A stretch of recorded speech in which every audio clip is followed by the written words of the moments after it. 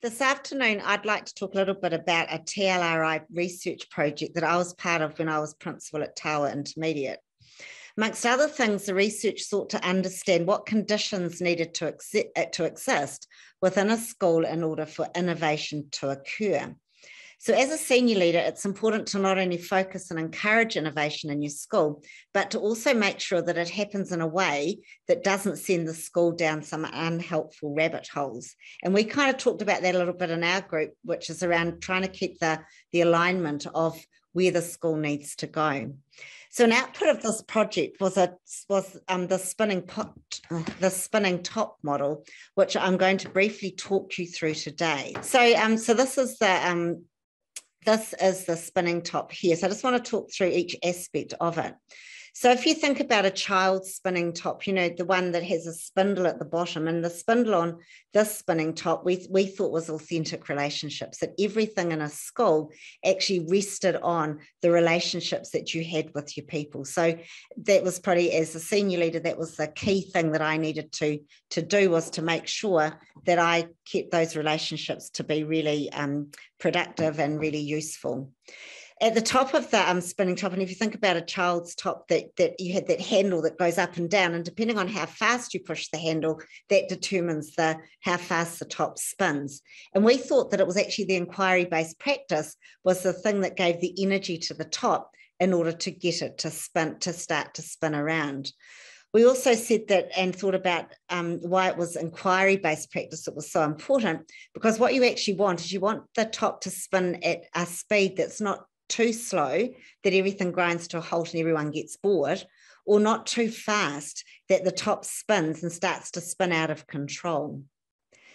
Within the spinning top, right at the centre, we thought that it was about the shared vision and values of the school, so that people actually had an agreement around what it is that you were doing, what was the purpose for you being where you were, but also what the values you held and how they might have been expressed into everyday practice. The next ring out was around future-focused expectations. And a couple of weeks ago, Dr. Cheryl Doig, she ran a Leaders Connect, and it was around foresight as a critical capability for leaders. So if you weren't at that Leaders Connect, what you might want to do is go and have a little bit of a look at that video, because she's given us some really key tools around how we can actually exercise foresight as leaders. The next two rings out are really interesting, because we've actually got two things that are kind of in tension but in balance. And the next ring out is about trust. But we actually said that there's two areas that you need to trust in. One is the trust in the processes that you have within your school. And the other side of that is to actually trust in the people to carry out the processes that you have set. And I know that as I do a lot of work I do in schools is based on design thinking, which is kind of like a little bit of an upgrade to inquiry-based practice in my book, just quietly. And I know that sometimes during a design process, it starts to get to feel really swampy and stuff. And we actually just have to remind ourselves to trust in the process and trust in the people to actually apply the process, and it will come out okay in the end. The final ring is where the freedom to innovate comes. But what is actually balancing off that freedom to innovate is actually a collective responsibility for agreed norms. And in fact, we had a conversation about that today in the school I've been working in.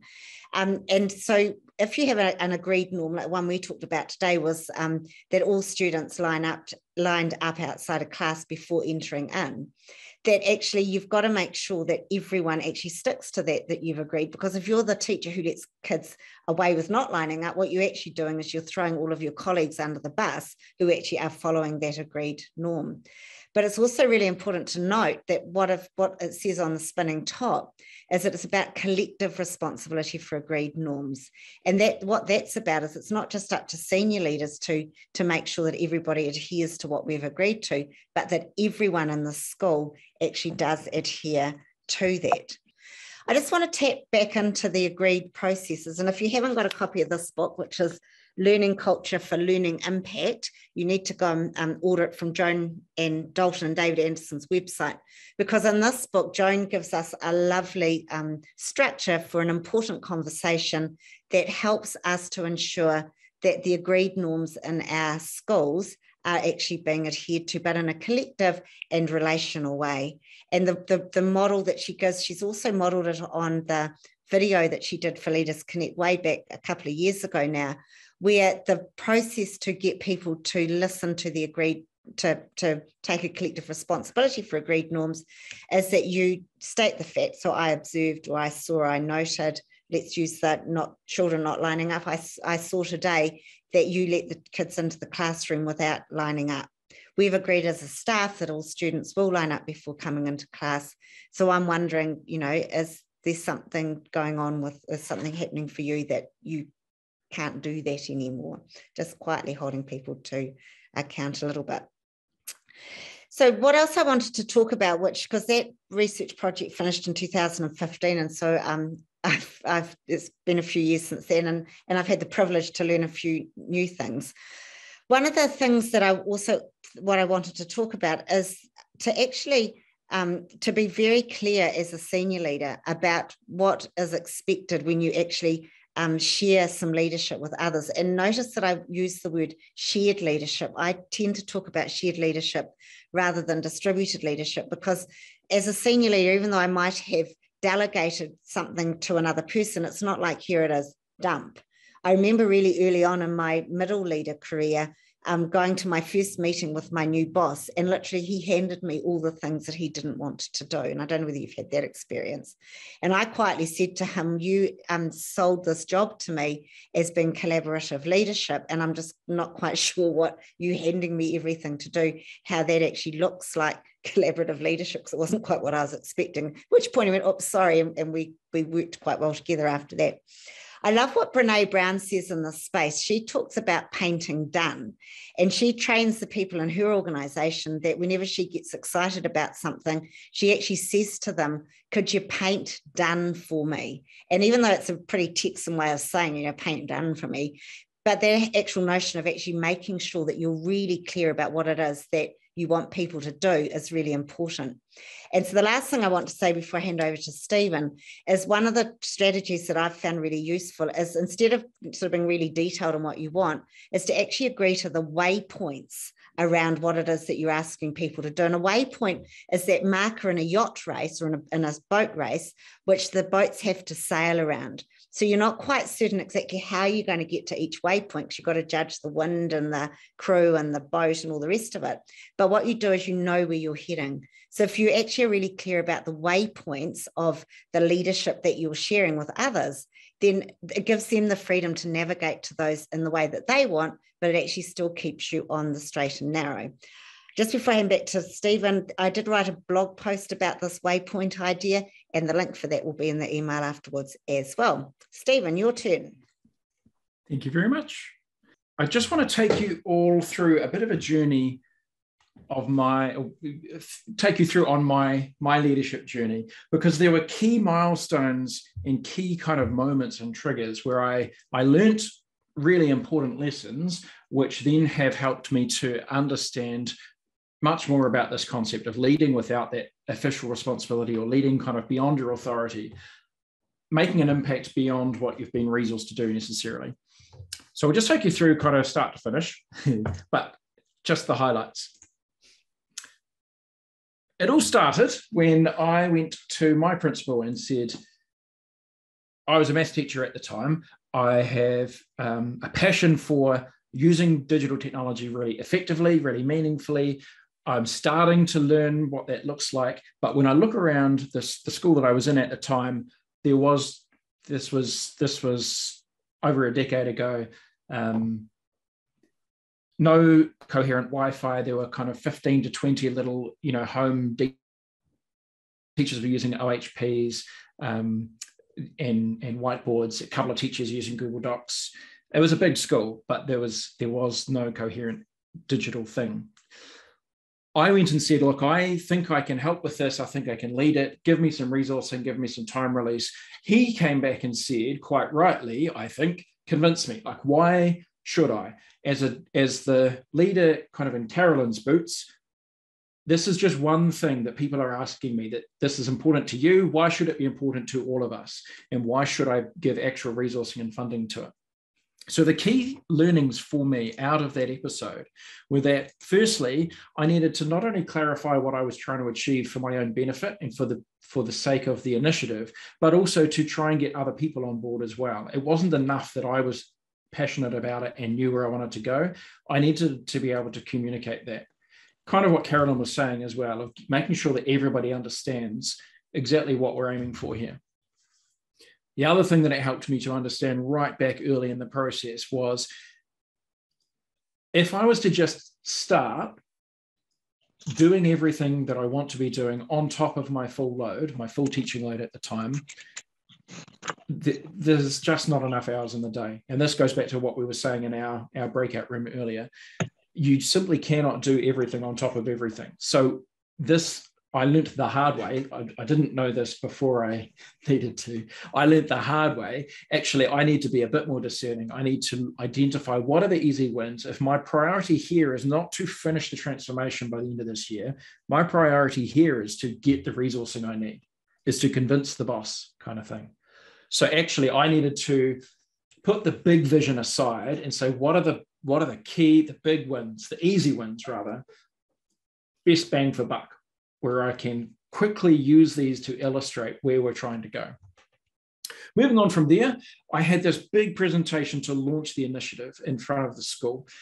It was my first time kind of standing up in front of a large staff, in front of my colleagues who were almost all higher than me in the chain. Remembering here, I'm still just a teacher with a full load and no formal responsibility. And I stood up and said, this is the vision, this is the idea, this is kind of where we're going. This one, I'm proud of how we did this. It's not that we learnt this the hard way. I think we managed to get a lot of fears allayed in that session. And the way that we did that was to anticipate the concerns that people were going to have, talk to people ahead of time, preempt those. And I think that was the biggest thing that I've picked up. And I often think back to that presentation, to that initial trying to get everybody on board with this big change initiative. The other thing was just telling stories rather than getting up and presenting a PowerPoint full of facts, but to get up and say, this is what it might look like for a student in your class. This is what it might look like for in a typical day. Once we're kind of digitally transformed as an organization, this is what that might look like for you as a teacher, for your students, and then start talking about their concerns and preempting them as well. The other big thing, going back to what Carolyn was saying as well, is communicating that why across to everybody, not just the stakeholders, but everybody that was going to be affected by this. Moving forward from there was just a very practical thing. As a teacher, I didn't have experience in running projects. In the school system, for those of you who aren't in the primary or secondary school system, there's a very defined leadership hierarchy and a leadership pathway. If you're on that, you pick things up as you go, and formally or informally with things like the Aspiring Principals course. But if you don't fit into that linear pathway, it can be very difficult to pick up these leadership skills that you just don't get from being a classroom teacher and attending kind of curriculum department meetings. So the key things that I learned from here were just very practical things that probably everybody outside of the classroom teaching world already knew, but just things like using systems, using time tracking, project management, keeping kind of the whole project visible and breaking that down into actionable tasks, and keeping track of what the actionable next steps were was a new thing for me, because I was used to the every day of I plan a unit, I teach the unit, we talk as a department, we share resources. I didn't have this concept of change management yet at that point. The next thing was definitely something we learned the hard way. Now, this was there was an adjacent project which failed. This wasn't the actual thing that I was driving across the school, but I learned a lot from this, which I was then able to apply to the leadership initiative I had in the school. This was an initiative which failed. It didn't fail completely, but it failed enough that I really had to reflect on it and learn from it. It failed for reasons largely outside of my control, but a big thing that I learned from it was I still got hit up at the end of it. And so I mean this book, Extreme Ownership, written by some Navy SEALs who basically their thing is extreme ownership. If you're the leader, you need to own it. Was it your fault? I don't care. Own it anyway. So whose fault was it that this thing didn't go right? It was the leaders. Whose fault was it that this didn't go right? It was the leaders. You can dig into detail of actually feedback to fix actionable points, but the leader needs to take that. So when I looked at that, and same from Peter Drucker's book, The Effective Executive, asking a similar question. Actually, it might not have been your fault, but what could you have contributed to help address that issue? So for me, that was really powerful to stop and go, actually, there were things that I could have done differently so that other people didn't drop the ball when it got to them. I'd set them up for success. I'd followed up when things weren't happening. There were definitely things I could have done to help other people to kind of succeed as well. Other key things was asking for help early, because it got to the end and we kind of did a post-mortem. But if I'd been onto it right from the start and just saying, signposting to the leaders around me, I need help with this. I'm going to need support here. This is going well, but I need your support with this other area. That was key as well. And the third part there is, as Carolyn mentioned this book here, Learning Culture for Learning Impact. Yep, matching. There's another activity in here. I do recommend this book as well. Yours might not be personally signed from Joan herself, like mine, but I'm sure you can buy a copy. But Joan has an activity in here around clarifying roles for leadership. And for me, that was the single most powerful thing, that a conversation between a big leader and one of these kind of distributed leaders, a conversation between those two is clarifying the leadership roles, saying, this is where the boundaries are. This is your responsibility. This is mine. These are the outcomes we're looking for. If you need support, this is what we're doing. I will do this. You can expect this from me. I need this from you. Those conversations are crucial. Now, the next thing that I learned wasn't so much a milestone, a trigger point. There wasn't a moment. But what I realized was that the more I continued on this leadership journey, the more the transformation started to look like it was tailor-made for people like me, for learners in my school who learned the way I did and had the upbringing and the opportunities and so on that I had. What I then needed to think was actually who else needs to be a part of this? So whose perspectives are informing my decision-making, and therefore by inference, whose perspectives are not informing my decision-making? Whose vision is it? And if, as Carolyn was saying, paint done for me. Well, actually, who is painting done? Whose version of done is this? Is this ideal picture that we're looking at ideal for whom? And the last thing, if we're having conversations about the direction our leadership is taking, whose voices are missing from those conversations, from that corridor? Next part then, there were simply delays simply because I hadn't been communicating throughout the process. What I had done for this particular example, I needed a final sign off from the boss to take the project to the next level. And when I was ready for that, I went to him and said, okay, I'm ready. This is what I need. And they said, wait, what? What's been going on? So I'd been merely transforming the world behind the scenes, making great progress, but the decision makers weren't necessarily aware of it. They had delegated the responsibility to me. They had trusted me to do it, and I had done it in a trustworthy way that time. But my point was, when I went back to them and said, okay, now I need permission to roll this out school-wide, and they said, what is this? What are you talking about? How do we know that this is the best thing? And so I was sure it was the best thing. The people I was working with were sure it was the best thing, but actually it wasn't a shared vision. So over-communicating was the key thing there, making it a process thing rather than a checkpoint with a really formal, defined reporting cycle. And the last thing was simply a lesson that once I got there, I hadn't got there. It wasn't a destination. It was, there was a bit more to it. It was about going, I'm by this stage, I had a role. I was director of e-learning. I had an across schools lead role. There was transformation happening and happened and in the works. But my job then was exactly what we're talking about today. My job was to pass whakaaro and distribute that leadership to kind of the next generation and have champions and leaders then that they were getting resourced and they were learning how to do this stuff as well. So the biggest learning there for me was this is not a thing to tick off. It's not a thing to reach. Actually, once you get it and you're embedding that practice and embedding that change, then how are you distributing that and passing that whakaaro on?